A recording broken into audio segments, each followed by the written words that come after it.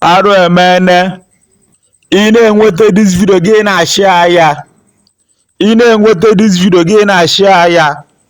kedu ka dibịa ga-esi gwọrọ mmadụ ọgwụ nara 3 million naira ọ bụrụ na ọgwụ ha arụghị ọrụ the kind of arụ this day dị three much ma na-akpọ ndị ụka bete ndị dibịa na ndị na-arụ ala ndị na-emezi nwaanyị na-arụkwa ala nke ha general mmadụ 3 million naira ka iwe rụọ ọrụ ya ọrụ at the end of the day ọrụ ha arụghị ọrụ and ajụọ gị sị gị kedu ife mere the teenage wee rụọ ọrụ kedu ife ị sara gị sị that na the person nyere gị 3 million naira enweghị ihe ọ na-arụ ọ bụ na the person enweghị ihe ọ na-arụ ka ezie ebe o sizi wee rezie 3 million naira o jere gị things are happening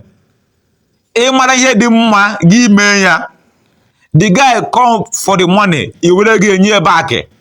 enough is enough enwego lot of arụ ndị dibịa na-arụ ndị eze nwaanyị na-arụ na-adịrọ mgba arụgotiri much the guy now is coming for his money so were gị enye ya in peace share the video